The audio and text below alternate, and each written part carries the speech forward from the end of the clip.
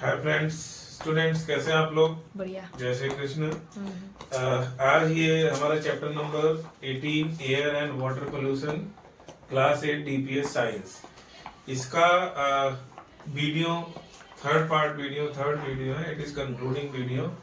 और लास्ट के वीडियो में हमने कौन सा कर लिया था? अप टू वाटर पोल्यूशन तक हमने कर लिया था। सॉरी, वाटर पोल्यूशन के पहले तक हमने कर लिया था। आज हमको वाटर पोल्यूशन से स्टार्ट करना है और चैप्टर को कंक्लूड कर देना है। ये डीपीएस की क्लास 8 की साइंस की बुक है, air and water pollution, chapter number 18। और इस पे page number 291। Let us start with the chapter water pollution. The accumulation of harmful substance in water is called water pollution. Water pollution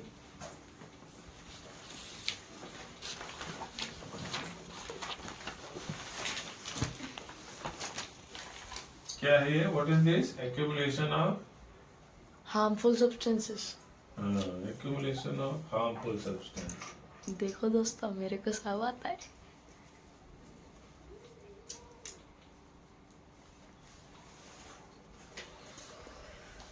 in water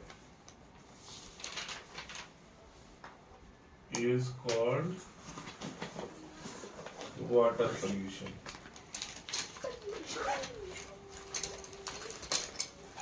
Called water pollution. अभी क्या है, जैसे हमने air pollution में देखा था, क्या क्या था? सल्फर डाइऑक्साइड या फिर नाइट्रोजन ऑक्साइड, कार्बन मोनोऑक्साइड, बहुत सारे थे जो हमने पढ़ा पूरा एक एक करके। उनका इम्पैक्ट क्या पड़ता है वो भी हमने पढ़ा। उसके बाद ग्लोबल वार्मिंग पढ़ा, ग्रीन हाउस इफेक्ट भी पढ़ा हमने। तो ये सब जो हार्मफुल सब्सटेंस होते हैं वो क्या करता है? वाटर पोल्यूशन करता है। अभी major pollutant which cause water pollution are sewage, fertilisers. कौन कौन से सब्सटेंस है? Number 1 sewage, number 2 fertiliser,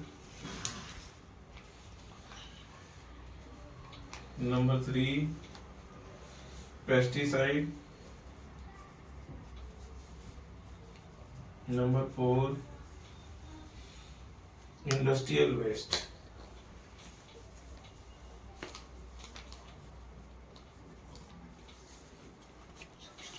industrial waste, this substance को, इनको हम क्या बोलते हैं? Water pollutant. इनको क्या बोलेंगे? Water pollutant.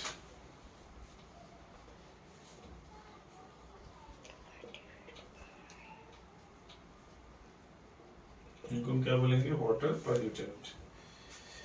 ठीक है, तो ये सब अगर पानी में आ जाएगा वाटर के अंदर तो वाटर को पोल्यूटेड हो जाएगा वाटर हमारा। और ऐसे पानी को हम क्या बोलेंगे? पानी हमारा पोल्यूशन, वाटर पोल्यूशन हो गया है। और ये जो सब्सटेंसेस हैं इनको हम क्या बोलेंगे? पोल्यूटेंट। इनको हम क्या बोलेंगे? Pollutant. Let us go to next page.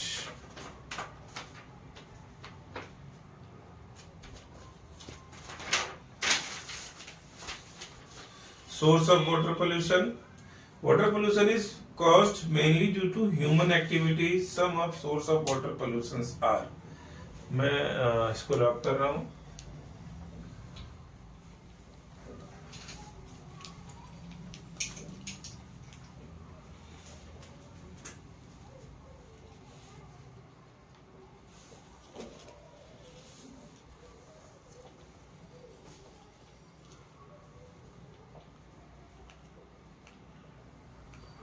Source of water pollution क्या क्या है? नंबर 1, पहले हम पढ़ लेते हैं, फिर मैं समराइज में एक एक वर्ड, दो दो वर्ड में लिख दूंगा। It will help you to memorise the answer, ताकि आप अच्छे से मेमोराइज कर सको। की पॉइंट, क्रक्स पॉइंट को आप दिमाग में रख सको और उसी से related you can write these answer in your own words. एक बार देखते हैं लोग क्या है। Dumping of untreated sewage into water bodies like river causes water pollution. It can be major cause of waterborne disease. अभी क्या होता है? जो untreated water यानी गंदा पानी क्या है, हम रिवर में डाल देंगे तो रिवर में डालने से क्या होगा? वो रिवर को, पानी को पूरा गंदा कर देगा और ये मेजर सोर्स है वाटर बॉर्न डिजीज का। तो untreated sewage, untreated sewage number 1। तो अगर ये अनट्रीटेड सीवेज, तो क्या करेंगे, पानी में इनटू वाटर बॉडीज,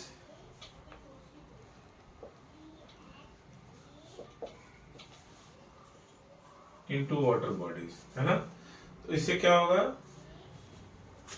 पहले मैं लिख देता हूं, कॉजेस पोल्यूशन। अब इनटू वाटर बॉडीज में क्या जाएगा यहाँ पे, it can be river, it can be pond,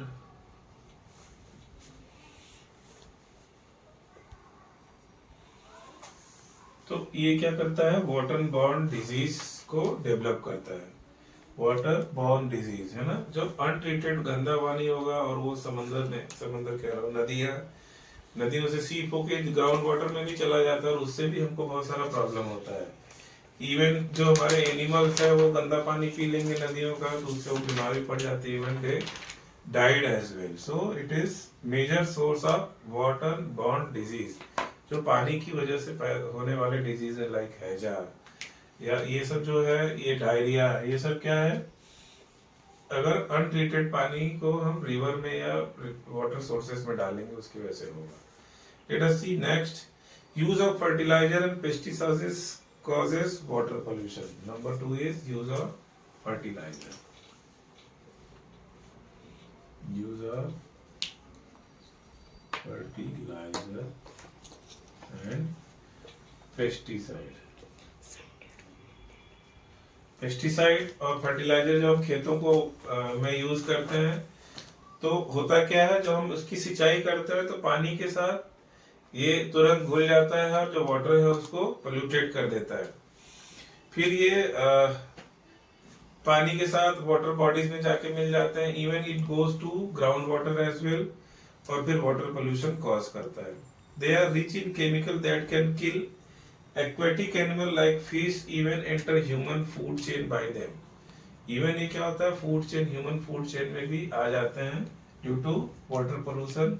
अरे फर्टिलाइजर और पेस्टिसाइड क्या होता है, वाटर में घुल के जो वाटर बॉडीज वहां तक पहुंच जाएंगे, फिश को, एनिमल को प्रॉब्लम करेंगे, और इवन हमारे भी वाटर साइकिल में आ जाएंगे। इसीलिए आज के टाइम में लोग ऑर्गेनिक फूड खाना ज्यादा पसंद करते हैं, ज्यादा प्रचलन में आ गया है कि भाई केमिकल फर्टिलाइजर्स और ये सब चीजों का कम से कम यूज करेंगे, ताकि हमारी फूड चेन में ना आए और हम बड़ी बड़ी बीमारियों से भी बच सकें।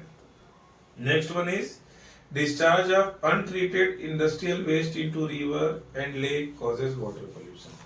वही है जो हमने पहले बोला, untreated sewage। थर्ड है discharge of industrial waste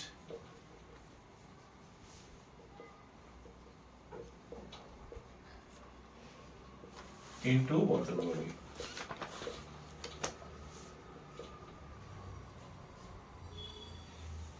तो इसकी वजह से भी वाटर पोल्यूशन होता है। ये क्या करता है, पूरे जो टॉक्सिक केमिकल है उसमें पानी में आ जाता है, लाइक मरकरी, लीड, आर्सेनिक, निकल, और ये क्या होता है, सीपेज के थ्रू हमारे ग्राउंड वाटर में पहुंच जाता है, और वहां से जब हम ग्राउंड वाटर निकाल के पीते हैं, बिकॉज हमारे इंडिया में मेजॉरिटी जो पॉपुलेशन उसको ड्रिंकिंग वाटर जो प्योर या अच्छा ड्रिंकिंग वाटर अवेलेबल नहीं है, तो जो भी सोर्स से हम गलती से अगर पी लिए तो फिर हमारा जो बॉडी है that will be badly affected by the pollution. बहुत सारे गांव में ऐसा है जहाँ पे बहुत सारे जो मेंबर हैं गांव के, उनको कैंसर की प्रॉब्लम होती है, like skin cancer, liver cancer. वो क्यों होता है, क्योंकि जो गंदा पानी, लीड वाला पानी, आर्सेनिक पानी जो सीप होके पानी के वाटर बॉडी तक पहुंच जाता है, और फिर ये क्या करता है, हम पानी निकाल के पीते हैं, हमारी बॉडी के फूड चेन में आ जाता है, और डीएनए लेवल पे या सेलुलर लेवल पे जाके हमको हार्म करता है। सो पानी अगर आपका अच्छा खाया जाता है, अगर पानी अच्छा पीने को मिल गया तो आपकी 50% बीमारियां आपको होंगी ही नहीं। हमारा बॉडी भी मोर देन 70% क्या चीज है, वाटर है। So water is pollution less water मतलब पोल्यूशन ना हो ऐसा वाटर मिलना, इट इज वेरी इंपॉर्टेंट। आगे देखते हैं, oil spillage from ship and container carried over sea causes water pollution. Fourth one is oil spillage. Oil spillage क्या होता है? जब कोई शिप जो सी में आ रही है और उसके अंदर से मान लो शिप का एक्सीडेंट हो गया और उसके अंदर क्रूड ऑयल भरा हुआ है, तो क्या होगा? पेट्रोलियम भरा हुआ है, उसका एक्सीडेंट होगा, पूरा ये जो पेट्रोलियम होता है वो हल्का होता है, तो पूरे शिप जो सी एरिया का वाटर उसको क्या करेगा? एकदम से गंदा कर देगा, काला काला पानी हो जाएगा। तो ये it is a pollution, water pollution. इसको क्या बोलते हैं? Oil spillage from ship container. Sir फिर अगर ऐसा हो जाए तो उसके बाद उसे पानी में से क्रूड ऑयल को निकालते कैसे हैं वापस? It is a very long मतलब बहुत बड़ा टास्क होता है। इसमें कंट्री लेवल, गवर्नमेंट लेवल के लोग इन्वॉल्व होते हैं। जिस भी कंपनी से, अगर मान लो कोई कंपनी है जिसकी वजह से ये ऐसा सी पोल्यूशन हुआ, उससे वो चीज का चार्ज वसूला जाता है, उनके ऊपर पेनल्टी लगाई जाती है, और गवर्नमेंट के लोग उस पर्टिकुलर कंट्री जिसके नजदीक में हुआ है, their body involved to clean the pollution from the sea. It is a very big task performed by the government. अगर इंडियन ओशन में हुआ तो श्रीलंका मदद करेगी? श्रीलंका, अगर श्रीलंका के नजदीक हो तो श्रीलंका मदद करेगी, अदरवाइज इंडियन नेवी जाएगी, उसको प्रॉपर तरीके से क्लीन करेगी। बहुत सारे मशीन्स, बहुत सारे चार्ज भी बहुत महंगा होगा, बहुत heavy, in crores of rupees it is there. और ये सब चीजों का इंश्योरेंस होता है। बड़ी बड़ी जो इंश्योरेंस कंपनियां हैं, कोई भी शिप अगर सी में चल रही तो उसका इंश्योरेंस होता है, और उसका एक पार्ट होता है कि वाटर पोल्यूशन होगा अगर कुछ भी due to spillage, they cover that, they recover it from insurance companies. So it is mandatory for all the ship owner who are handling hazardous material, they used to take the insurance for pollution hazard, right. So ये भी क्या करता है? Water pollution cause करता है। फिर natural calamities like tsunami, earthquake, storm, volcanic eruption etcetera also contribute to water pollution. ये सब की वजह से भी वाटर पोल्यूशन होता है। अभी हम देखते हैं harmful effect of water pollution. ये बहुत इंपॉर्टेंट है। आपसे पूछेगा व्हाट इज वाटर पोल्यूशन, तो अनवांटेड पोल्यूटेंट अगर पानी में आ गए तो उसको क्या बोलेंगे? Water pollution. कैसे कैसे होता है हम लोग सोर्सेज देख लिए हमने, कहाँ कहाँ से वाटर पोल्यूशन हो सकता है। अब हम लोग देखने जा रहे हैं harmful effect of water pollution. What is the harmful effect of water pollution? Let me put the heading harmful effect of water pollution.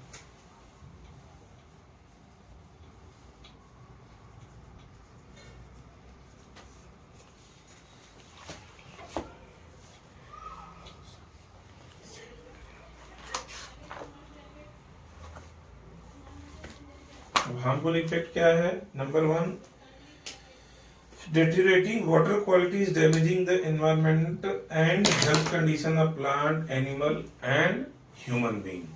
वैसे तो हम भी जानवर ही हैं, लेकिन दिमाग वाले जानवर हैं, इसीलिए हम अपने आप को अलग से लिखते हैं human being, otherwise we are born animal, है ना। हमको क्या है? इंसान बने रहने के लिए अपने देश को बचाना है, अपने अगल बगल को स्वच्छ रखना है, पानी को भी स्वच्छ रखना है, और एक राइट डायरेक्शन में जाना है ना। चलिए देखते हैं। The following are some consequences of water pollution. Number 1, lack of portable water.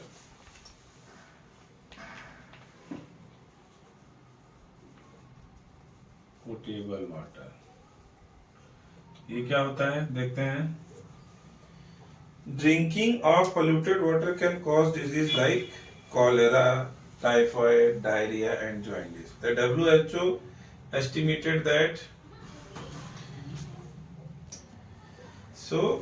the WHO estimated that 2 billion people around the world have no option but to drink water contaminated by excrement, exposing them to disease like cholera, hepatitis A, dysentery. The UN estimates that billions of people around the world have no access to clean water, particularly in rural area. So, lack of potable water मतलब पीने योग्य पानी, drinkable water.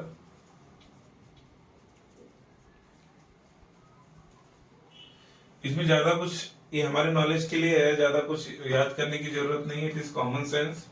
कि अगर हम drinking contaminated पानी पिएंगे तो हमको वाटर बॉर्न डिजीज होगी, लाइक कॉलेरा हो गया, टाइफाइड हो गया, डायरिया हो गया, जॉन्डिस हो गया। तो WHO के हिसाब से 2 बिलियन पीपल के पास अभी ऑप्शन नहीं है, गंदा पानी ही पी रहे हैं बेचारे, और particularly in rural area.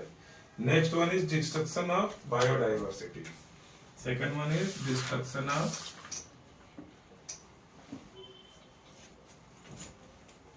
Biodiversity. Biodiversity क्या होता है? बायोडाइवर्सिटी मीन्स जैविक विविधता, मतलब एक पर्टिकुलर एरिया में कितने टाइप के एनिमल, कितने टाइप के प्लांट वहां रह रहे हैं, दैट इज कॉल्ड बायोडाइवर्सिटी। जितना ज्यादा बायोडाइवर्सिटी होगा उतना ज्यादा इंटरेक्शन एक दूसरे एनिमल प्लांट सबका होगा, और लाइफ की एक्सपेक्टेंसी वहां पे उतनी ही ज्यादा होगी। एक बार पढ़ लेते हैं। Pollution of water body can cause death of aquatic plant and animal. बिल्कुल सही बात है। इसका हार्मफुल इफेक्ट है कि it can cause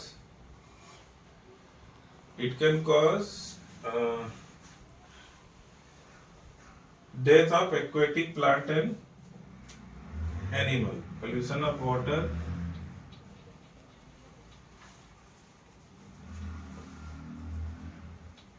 can cause death of aquatic animal.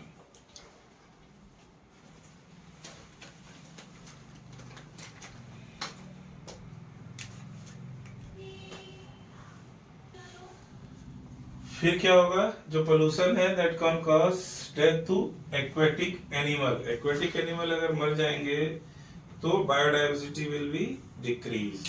जैसे हम फर्टिलाइजर्स यूज कर रहे हैं, पेस्टिसाइड यूज कर रहे हैं, तो कहाँ जाएगा वो? वाटर बॉडी में चला जाएगा थ्रू रेन, या फिर किसी भी उसकी तरह वो चला जाएगा वाटर बॉडी में, और वहां जाके वो it will cause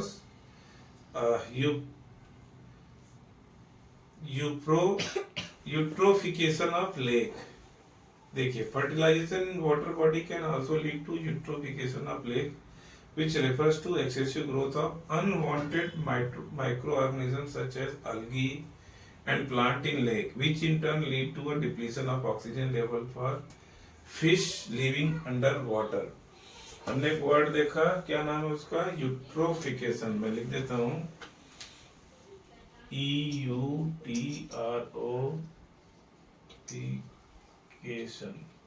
sir algae को अनवांटेड कैसे कह सकते हैं, जबकि सर हमें ज्यादा से ज्यादा जो ऑक्सीजन मिलती है ना 70% वो सर एलगी प्रोवाइड करता है, तो हम उसे अनवांटेड कैसे? बिल्कुल, 70% जो एलगी प्रोवाइड करता है that is from sea algae.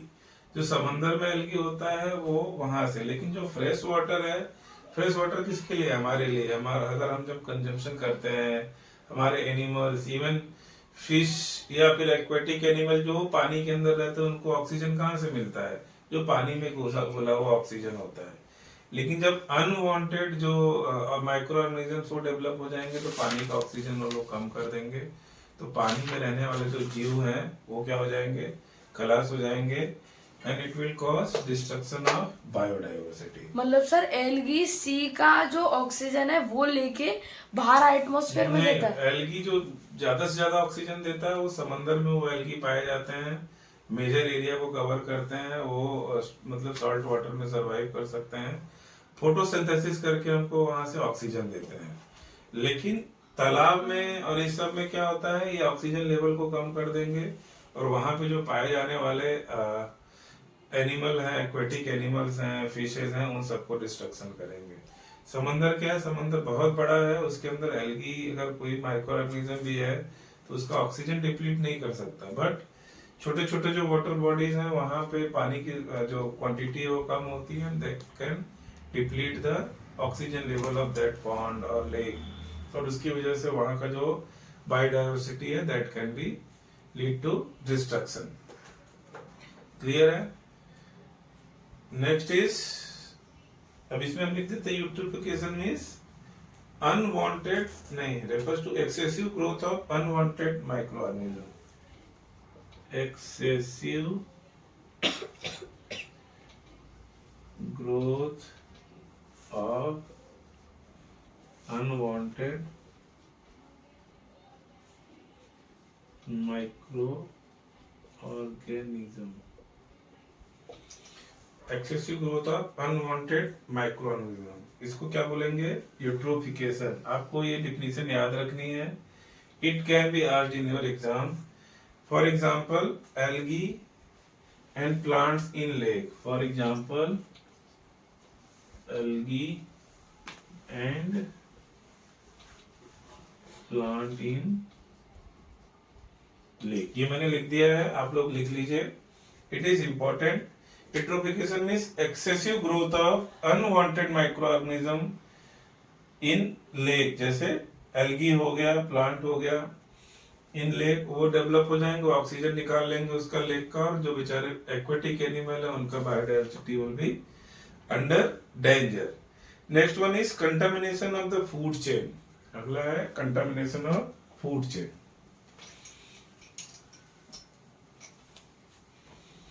Contamination of food chain,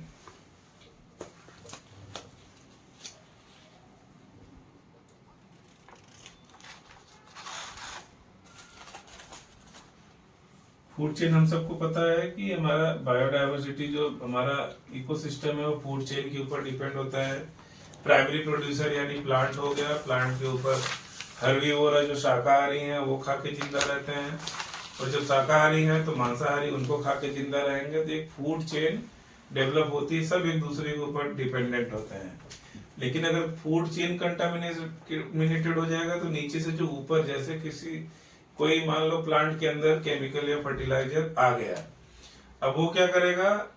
plant के थ्रू वो प्लांट इन फ्रूट में आ गया, उसमें आ गया, और किसी हर्बीवोरस ने उसको खाया तो हर्बीवोरस के अंदर चला जाएगा, और हर्बीवोरस को किसी एनिमल ने खाया तो वो उसके अंदर चला जाएगा, जो एनिमल उसको खाया कार्निवोरस के अंदर। तो ये पूरी फूड चेन क्या हो जाएगी? कंटामिनेटेड हो जाएगी। Let us see what is there, पहले हम पढ़ लेते हैं। Fishing in polluted water and use of water for agriculture can introduce toxins in food which are harmful to our health when we eat. अब इसके अंदर हमको क्या लिखना है? कंटामिनेटेड वाटर से fishing and use of contaminated water for agriculture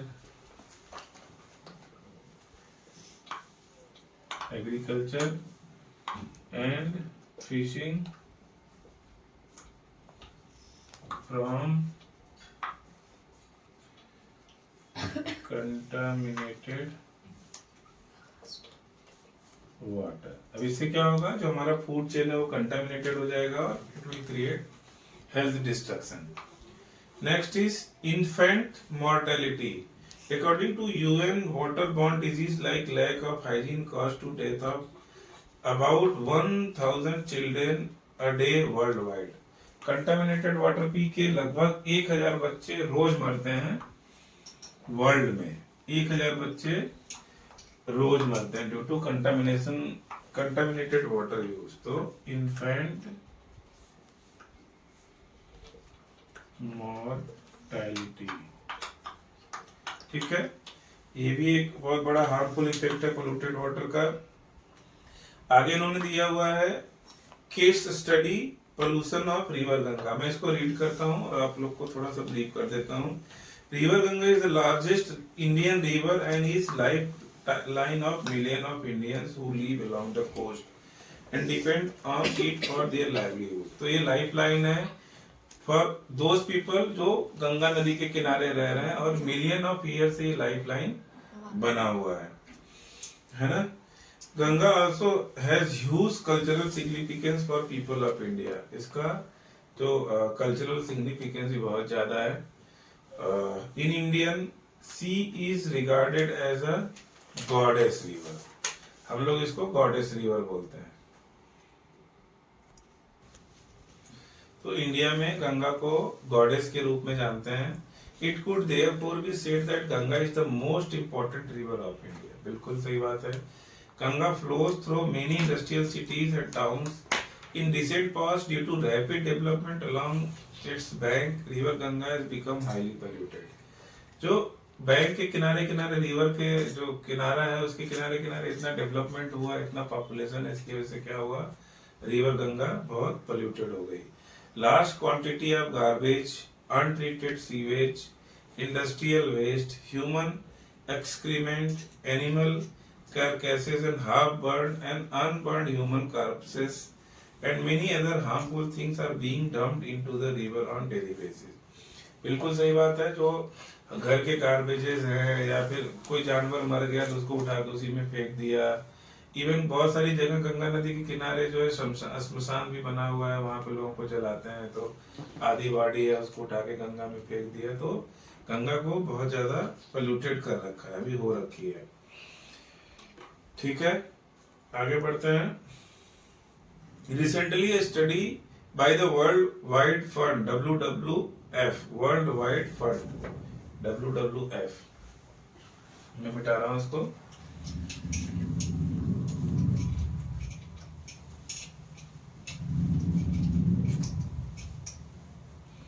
WWF, world wide, वो तो सर सबको ही पता होगा. World Wide Fund found that Ganga is one of the 10 most endangered river in the world. 10 में से एक ऐसी गंगा जो endangered river है in the world. One of 10 most. The pollution level in river Ganga has been rising continuously for many years. बहुत सालों से इसका जो pollution है बढ़ता ही जा रहा है.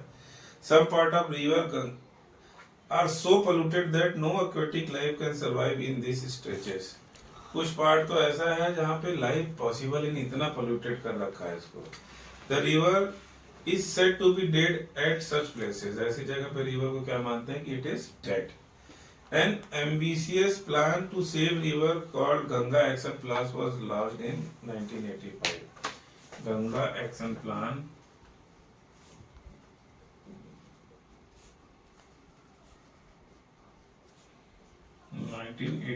में लॉन्च हुआ. देखते हैं क्या अभी. इन वाराणसी,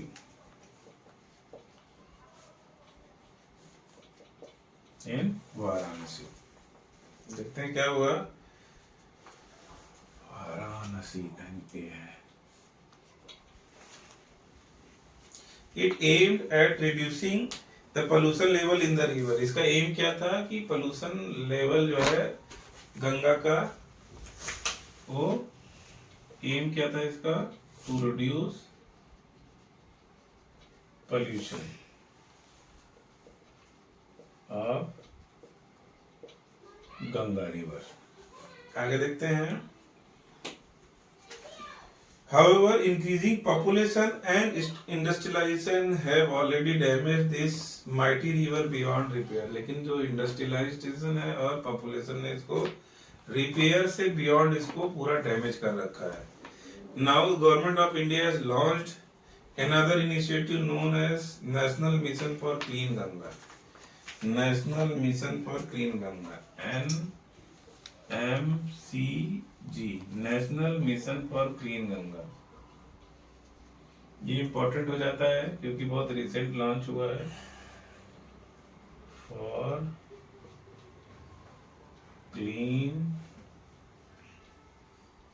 गंगा कब लॉन्च हुआ? 2016 में. 2016 में मोदी जी की सरकार में ये लॉन्च हुआ, national mission for clean Ganga. और इसके तहत बहुत सारा फंड गवर्नमेंट जो है इस प्रोजेक्ट को देती है ताकि गंगा नदी को क्लीन किया जा सके. How to prevent water pollution. अब नेक्स्ट हेडिंग आती है कि हमको वाटर पोल्यूशन कैसे प्रिवेंट करना है. ये आप लोगों ने नोट कर लिया. National mission for clean Ganga कब लॉन्च हुआ? 2016 में. और इसका एम क्या था? गंगा को साफ करना. गंगा को साफ करना. चलिए आगे देखते हैं. Next one is how to prevent water pollution.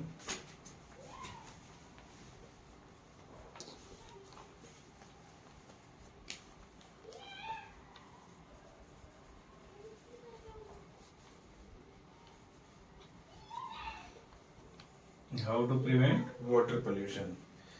Some ways to control and prevent water pollution are waste master management. Waste master management क्या है? Sewage water must be properly treated before releasing into open water body. Waste water management. Number 1, waste water management. इसके तहत क्या होगा? Water body में जो गंदा पानी है उसको रिलीज करने से पहले उसको क्या करेंगे? हम लोग ट्रीट करेंगे, ताकि जो भी उसका पोल्यूशन है उसको बाहर निकाला जा सके और क्लीन वाटर को हम वाटर बॉडी में रिलीज करेंगे. Number 2, farmer should curb excessive use of chemical fertilizer, pesticide and weedicides on crop. अब फार्मर्स को क्या करना है? रिड्यूस करना है use of fertilizer. Farmer to reduce use of fertilizer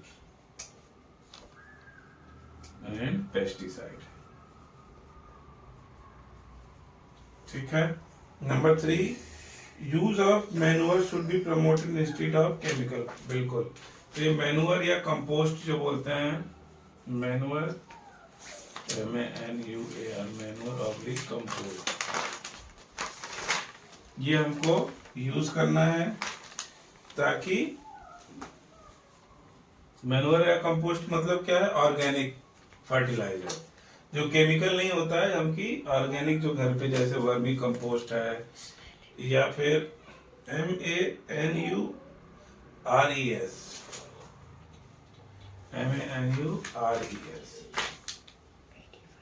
manure और कंपोस्ट, ये ऑर्गेनिक फर्टिलाइजर होता है. तो जब हमको रिड्यूस करना है, ये काउ डंग से आता है और यूराइन से आता है और सर नीम ड्राइड लीव से आता है. बिल्कुल. जो हमारा ग्रीन वेस्ट है, जो हम इसको जो वेजिटेबल वेस्ट या किचन वेस्ट रोटन होके मतलब सड़ गल के जो मैन्योर बनता है या कंपोस्ट बनता है, उसका यूज करना है. जैसे काउ डंग हो गया या एनिमल डंग हो गया, फिर प्लांट्स हो गए, ट्री मतलब वेजिटेबल जो उसका जो घर में बच जाता है किचन के अंदर, फ्रूट होगा, वो सबको एक जगह एक गड्ढे में डाल के उसको रख दिया जाता है. थोड़े दिन में क्या होता है, उसमें माइक्रो ऑर्गेनिज्म रिएक्शन करके उसको क्या बना देते हैं? कंपोस्ट बना देते हैं या मैन्योर खाद बना देते हैं, ऑर्गेनिक खाद. उसके यूज करने से क्या, प्लांट का ग्रोथ भी अच्छा रहेगा और हमारे फूड चेन में जो केमिकल फर्टिलाइजर्स हैं या पेस्टिसाइड्स हैं वो सब नहीं है. और ये बायोडिग्रेडेबल है, तो ये वो भी हो जाएगा. यस, इट इज ऑर्गेनिक, मतलब हमारे जो पंच तत्व में विलीन होने वाली चीजें हैं उसी से मिलके बना है. अपने लास्ट फॉर्म में है तो प्लांट्स के लिए डायरेक्टली यूजफुल हो जाएगा. Let us proceed further. Industrial waste should be treated properly before discharge them into water. ये भी बिल्कुल सही बात है, ये वाटर वेस्ट मैनेजमेंट के अंदर आता है. इसमें इंडस्ट्रियल वेस्ट को क्या प्रॉपर्ली ट्रीट कर लेना है before releasing to water bodies. ये पार्ट में हम बहुत लैक करते थे. कहीं कहीं तुमने गंगा का पानी देखा एकदम रेड कलर का, अगर उसके किनारे जो है मान लो कालीन की इंडस्ट्री है तो वो लोग अपना कलरफुल जो पानी का वेस्ट डायरेक्ट गंगा में छोड़ देंगे. इतना रेड है कि उसको देख के जो हम गंगा में नहाते हैं सोचते हैं हमारे 7 जन्मों का पाप धुल जाएगा, वो हमारे सर पे और पाप चढ़ जाता है. क्यों? क्योंकि इतना गंदा पानी है, हम गंगा माँ को गंदा करके छोड़े तो कौन सा पाप हमारा धुलने वाली है माँ गंगा, है ना. Ganga should not be thrown into open, garbage should be thrown into open drain, river, lake or pond. बिल्कुल सही बात है, ये सब हमको फेंकना नहीं है. तो कैसे हम प्रिवेंट कर सकते हैं वाटर पोल्यूशन, वो हमने देख लिया 3 पॉइंट. इसके अलावा ये वेस्ट वाटर मैनेजमेंट में इंडस्ट्रियल जो वेस्ट है उसको हम डायरेक्टली रिलीज नहीं करेंगे. 4 पॉइंट हो गया हमारा. मैं लिख देता हूँ. Industrial waste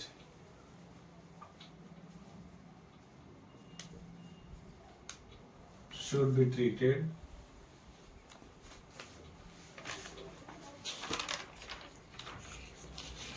before release to water body. ठीक है. So thank you sir. Bye bye. Thank you. चलो है बंद। चलिए। So, garbage should not be thrown in open drain, river, lake or pond. 4 point हमने लिख लिया कैसे वाटर पोल्यूशन को रोकना है। अगर आपको एग्जाम में पूछा जाएगा how to prevent water pollution, तो क्या आप 4 पॉइंट देंगे? 1 2 3 4। अगर ये आप लिख देंगे पूरे मार्क्स आपको मिलेंगे। And this is perfect. आप इसको याद रखिए, आपको एग्जाम में फर्दर क्लासेस में भी ये आने वाला है। अब पोर्टेबल वाटर की बात करते हैं। Next heading is portable water. Next heading is potable water. This is, I think, last heading for this chapter.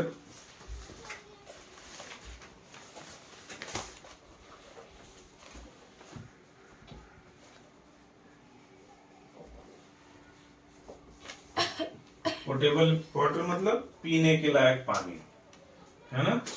If we drink the polluted water from river, lake, we can fall ill. The water we get from below ground can also be polluted and is unsafe for drinking.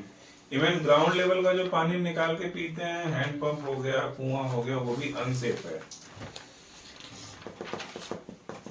The water can be treated to make it suitable for drinking. Water that is suitable for drinking is called potable water. चलिए मैं लिखता हूँ अभी water, इसको मिटा देता हूँ।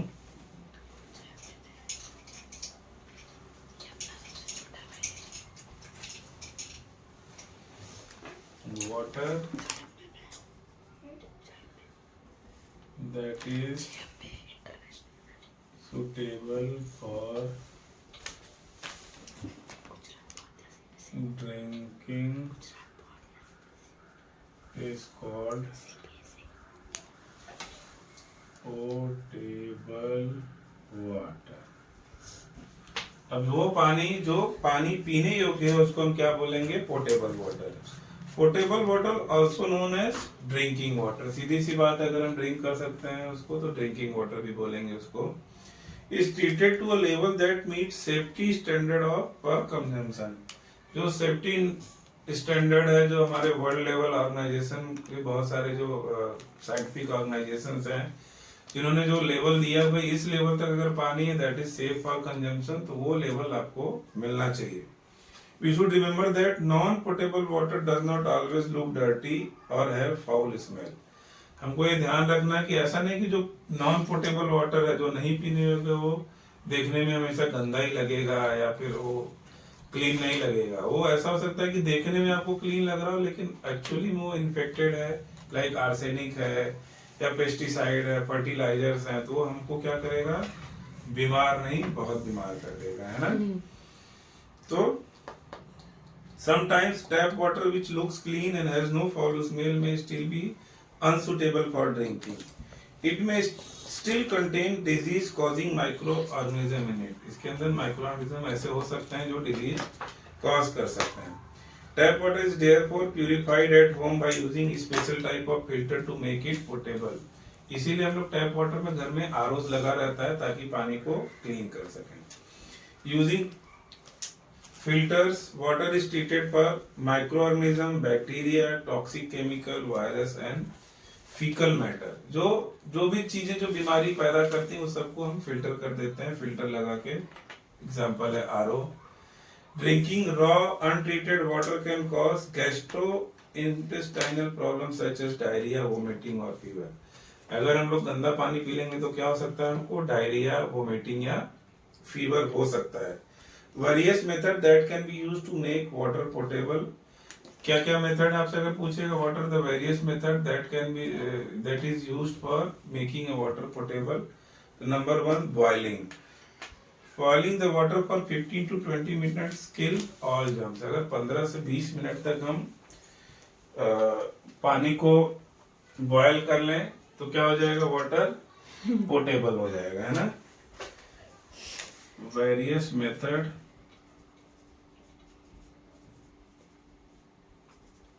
To make water portable. Number 1, boiling. For 15 to 20 minute.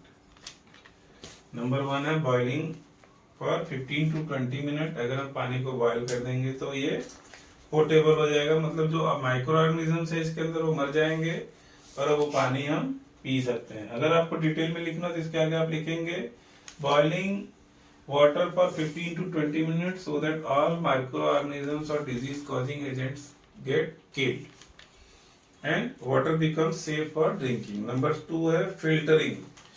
Number 2 है filtering.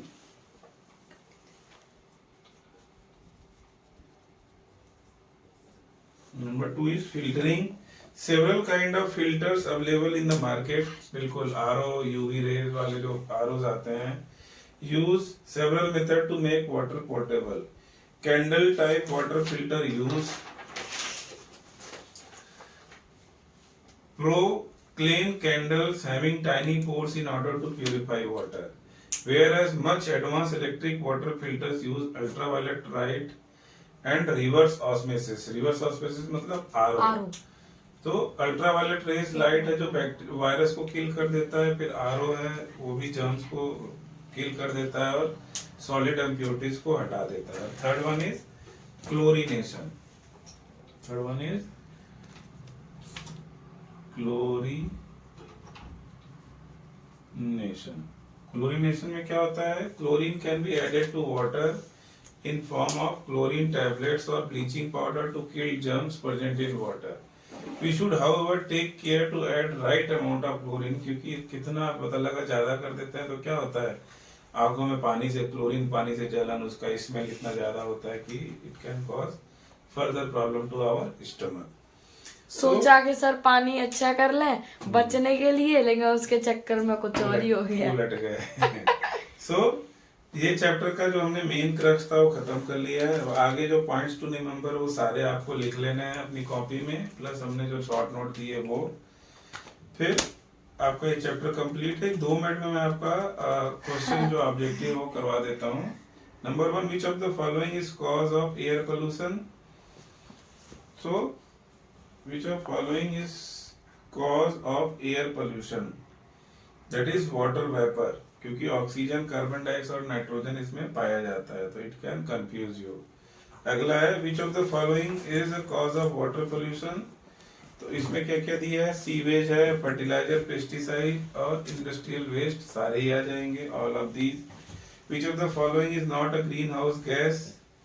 Is not a green house gas में सल्फर डाइऑक्साइड होगा, वो ग्रीन हाउस गैस नहीं है। फिर next one is Which of the following pollutant reduces oxygen carrying capacity of blood? ये कौन है? कार्बन मोनोऑक्साइड, ये रिड्यूस कर देता है हमारा। फिर अगला है which of the following does not make water potable? तो electric filter, water treatment, boiling, chlorination. तो इलेक्ट्रिक फिल्टर्स तो आजकल आते हैं जो कर देते हैं, may be water waste treatment ये पोर्टेबल बनाने के लिए ये सफिशिएंट नहीं है। हमारा आंसर होना चाहिए 5 का C. So this is all for this chapter. I am closing this chapter officially for my video. If there is any confusion और any query do you have, you can definitely ask in comment section. और दोस्तों आप लोग को एक बात मैं important सूचना देना चाहूंगा कि हमने अपने चैनल से रिलेटेड ही इंस्टाग्राम पर ट्रेन योर ब्रेन चैनल एक आईडी बना ली है। अभी उसके रिलेटेड वहां से भी आप लोग को वीडियोस मिलते रहेंगे, और कोई भी क्वेरी या कुछ भी है तो इजीली आप वहां पे डालिए। I will be very active on Instagram and will be solving all your problems for betterment of your better tomorrow. Thank you so much. जय श्री कृष्ण। प्लीज वीडियो को शेयर करते रहिए, सब्सक्राइब करते रहिए। Thank you so much. तो दोस्तों अगर हमसे बात करनी है तो इंस्टाग्राम की लिंक डिस्क्रिप्शन में है। Thank you.